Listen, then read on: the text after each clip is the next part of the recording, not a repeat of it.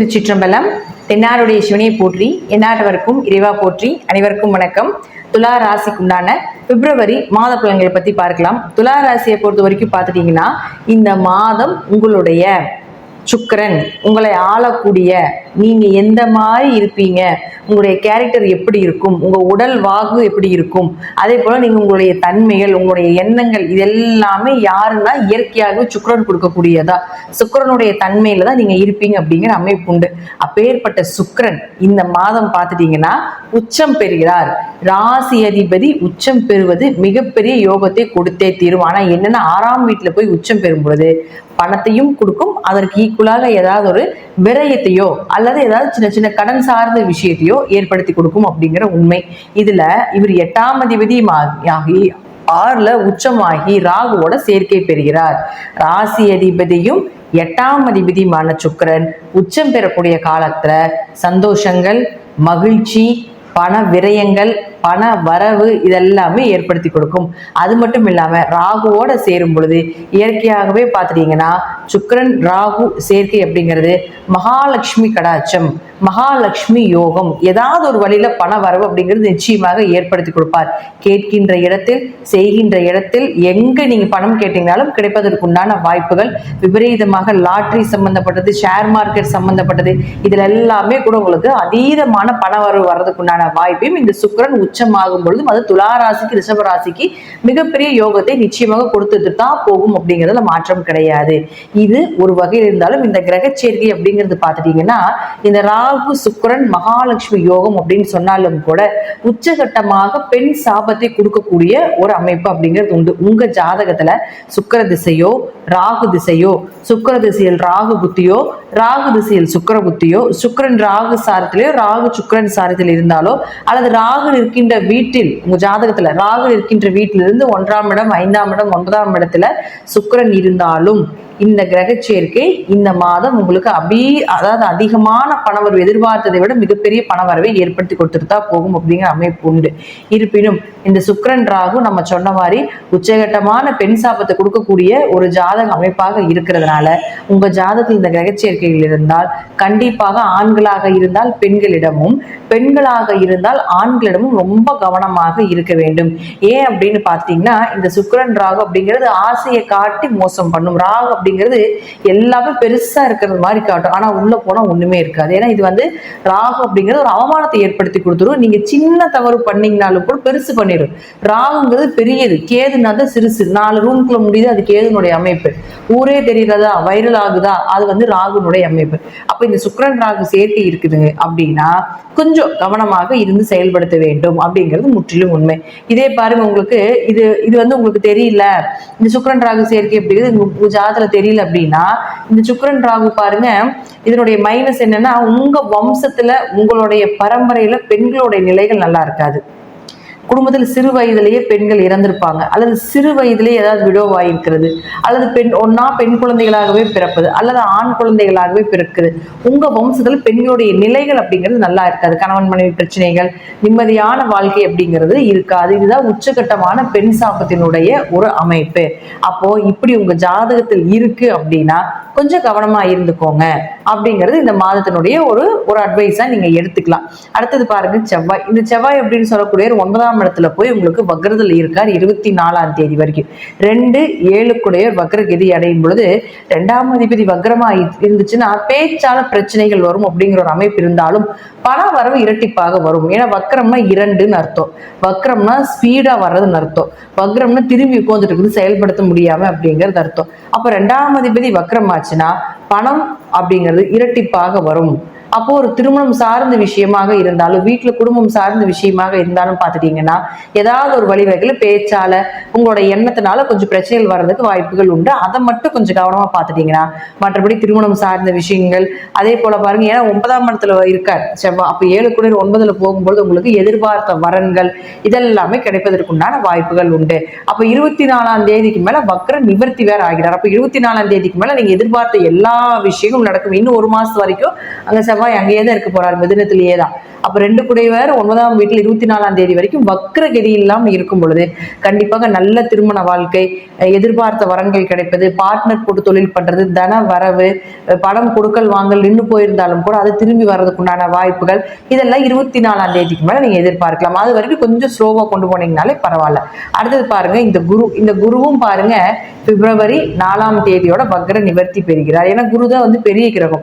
அப்ப குரு இந்த துலா ராசிக்கு வக்ரமாகிறது ஒரு யோகத்தை கொடுத்தாலும் கூட 8ஆம் இடத்துல வக்ரமாயிருக்கும் பொழுது நகை அடமான வச்ச ஒரு சூழ்நிலைகளோ அல்லது பணம் சார்ந்த விஷயம் ஏதாவது தொலைந்து போனதோ அல்லது ஏமாற்றப்பட்டதோ, இது எல்லாமே ஒரு பணம் நகை சார்ந்த விஷயங்கள் உங்களுக்கு ஏமாற்றத்தை கொடுத்திருக்கும். அதே போல உங்க உறவினர்களுக்குள்ளேயோ அல்லது உங்க கூட பிறந்தவர்களுக்குள்ளேயோ வேலை செய்யக்கூடிய இடத்துல சில மனசஞ்சலங்கள் ஏற்படுத்தி இருக்கலாம் அப்படிங்கிறத முற்றிலும் உண்மை.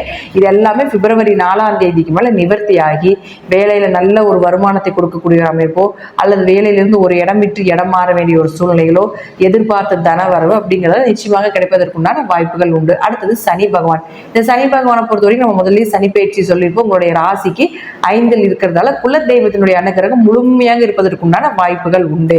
அடுத்தது புதன். இந்த புதன் பாருங்க இந்த ராசிக்கு 9 மற்றும் 12ஆம் அதிபதி. இப்ப இருக்கக்கூடிய வீடுன்னு பாத்துட்டீங்கன்னா 4ஆம் வீட்டுல பாருங்க உங்களுக்கு 11ஆம் தேதி வரைக்கும் இருக்கார். 11ஆம் தேதிக்கு மேல பாத்துட்டீங்கன்னா உங்களுக்கு 5ஆம் வீட்டுக்கு போகிறார். அப்போ துளாராசியை பொறுத்த வரைக்கும் 9ஆம் அதிபதியானவர் 4ல் இருக்கிற வரைக்கும் பூர்வீக சொத்து, பூர்வீக ஸ்தானத்துல ஏதாவது சொத்து சார்ந்த பிரச்சனைகள் இருந்ததுன்னா இது உங்களுக்கு சாதகமாக வர்றதுக்குண்டான வாய்ப்பை ஏற்படுத்தி கொடுக்கும். வீடு, மனை, சொத்து சுகங்கள், வண்டி வாகனங்கள் ஏதாவது ஒரு விஷயத்துல உங்களுக்கு அது மாற்றமாகவோ அல்லது இடமாற்றம் பண்ண வேண்டிய ஒரு சூழலை ஏற்படுத்தி கொடுக்கும். அப்போ 11ஆம் தேதிக்கு மேல அவரும் பார்த்துட்டீங்கன்னா 5ஆம் வீட்டுக்கு போகும்பொழுது 1, 5, 9 தொடர்பு ஏற்படுத்தி கொள்கிறார்கள். அப்போ 1ஆம் அதிபதி, 5ஆம் அதிபதி, 9ஆம் அதிபதி அப்படிங்கிறது பார்த்துட்டீங்கன்னா பூர்வ புண்ணிய ஸ்தானத்தை அனுபவிக்கக்கூடிய ஒரு அமைப்பை கொடுத்துரும். நல்ல எப்படி சொல்றது, 5, 9 அப்படின்னா தந்தையினுடைய புண்ணியமும் உங்களுடைய தாத்தா வர்க்கத்தில் வரக்கூடிய புண்ணியமும் உங்களுக்கு இந்த மாதம் வேலை செய்யும். குலதெய்வத்தினுடைய அனுகிரகம், வெளியூர் வெளிநாடு பயணங்கள், பெயர் புகழ் கிடைப்பது, அதே போல பாத்தீங்கன்னா குழந்தைகளுக்கு ஒரு நல்ல லைஃப் அமைச்சு கொடுக்கறது, குழந்தைகளுடைய தேவைகளை பூர்த்தி செய்யக்கூடிய ஒரு அமைப்பு, அப்பா சொத்துக்கள் மூலமாக உங்களுக்கு ஒரு நல்ல வருமானம் அல்லது அப்பா சொத்துக்கள், பூர்வீக சொத்துக்கள் ஏதாவது பேசணும்னு நினைச்சீங்கன்னா இந்த புதன் 12ஆம் தேதிக்கு மேல வந்ததுக்கு அப்புறம் பேசுனீங்கன்னா கண்டிப்பாக கிடைப்பதற்குண்டான வாய்ப்பையும் ஏற்படுத்தி கொடுத்துரும். இது 1, 5, 9 தொடர்பு ஏற்பட்டாலே வணங்கத்தக்கவர் அர்த்தம். அப்ப எங்க போனாலும் உங்களுக்கு பெயர் புகழோ, ஒரு வணங்கத்தக்க ஒரு விஷயங்களோ, ஒரு பாராட்டுகளோ, ஒரு அவார்ட்ஸோ ஏதாவது கிடைப்பதற்குண்டான வாய்ப்பையும் ஏற்படுத்தி கொடுக்கும். அடுத்தது உங்களுக்கு பார்த்துட்டீங்கன்னா 12ஆம் அதிபதியும் ஆகிறார் இந்த புதன். இந்த புதன் 12ஆம் அதிபதியும் ஆகி சனியோட போய் நிற்கும் பொழுது, சனி அப்படிங்கிறவர் இயற்கையாகவே தொழில்காரகன்னு சொல்றோம். அப்போ 12ஆம் இடம் அப்படிங்கிறது பார்த்துட்டீங்கன்னா உங்களுக்கு வெளிநாடு, வெளியூர், இம்போர்ட் எக்ஸ்போர்ட் பிசினஸ் பண்றது எல்லாமே 12ஆம் இடம் தான். அப்ப அந்த புதன் அங்க தொடர்பு கொள்ளும் பொழுது ஏதாவது வெளிநாடோ வெளியூரோ இம்போர்ட் எக்ஸ்போர்ட் பிசினஸ் எல்லாம் ரொம்ப சிறப்பா இருக்கிறதுக்குண்டான வாய்ப்பையும் ஏற்படுத்தி கொடுப்பார். தீர்த்த யாத்திரை சென்று வரக்கூடியது, அது 5ஆம் இடங்கிறது பாருங்க குடும்ப ஒற்றுமை, குடும்பத்தோட சென்று வரக்கூடிய ஒரு சூழ்நிலைகள் இதெல்லாமே நிச்சயமாக உண்டு. அடுத்தது உங்களுக்கு சூரியன். இந்த சூரியன் உங்களுக்கு 11ஆம் அதிபதி. இந்த 11ஆம் அதிபதியான சூரியன் உங்களுடைய ராசிக்கு 4ஆம் வீட்டுல நிற்கிறார் 12ஆம் தேதி வரைக்கும்.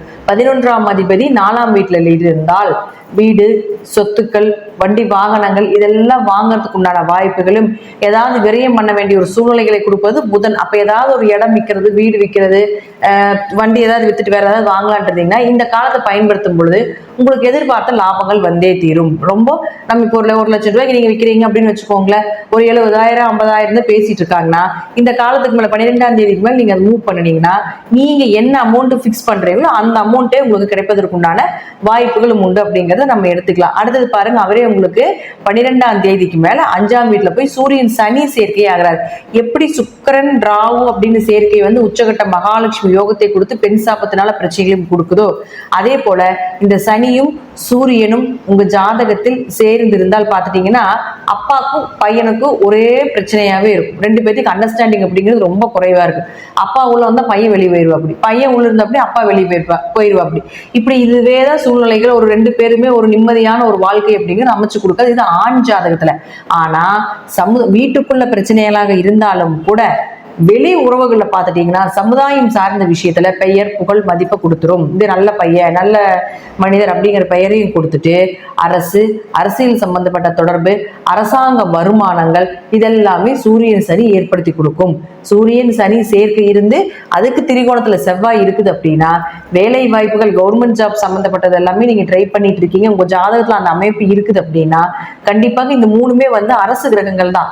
அரசாங்கத்துல உங்களுக்கு வேலை வாய்ப்பு வேணும்னா சூரியன் சனி செவ்வாய் இல்லாம நீங்க உங்க ஜாதகத்துல நீங்க உள்ளேயே கவர்மெண்ட்டுக்குள்ளேயே போகவே முடியாது. அப்ப இதனுடைய தொடர்பு ஜாதகத்துல இருந்து இப்ப கோச்சாரப்படி அந்த தொடர்பு ஏற்படுத்திக் கொள்ளக்கூடிய காலகட்டங்கள்ல ஏதாவது நீங்க இது மாதிரி ட்ரை பண்ணினீங்கன்னா நிச்சயமாக கிடைப்பதற்கு உண்டான கவர்மெண்ட் ஜாப் சம்பந்தப்பட்ட வேலைகள் கிடைப்பதற்கு உண்டான வாய்ப்பையும் ஏற்படுத்தி கொடுப்பார் அப்படிங்கறத முற்றிலும் உண்மை.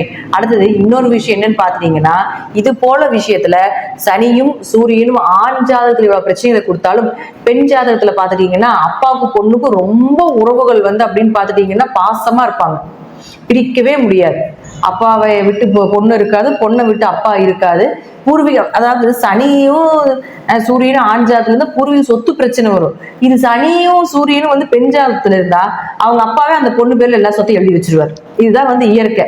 அதாவது இந்த சேர்க்கைக்கு மட்டும் இது போல ஆண் பெண் எல்லாத்துக்குமே ஆண் பெண் பிரிவினைகள் உண்டு, யோகமும் உண்டு, அதே போல அவயோகமும் உண்டு. இது கொஞ்சம் எக்ஸ்ட்ராவா செஞ்சுட்டு போகும் அப்படிங்கறதா முற்றிலும் உண்மை.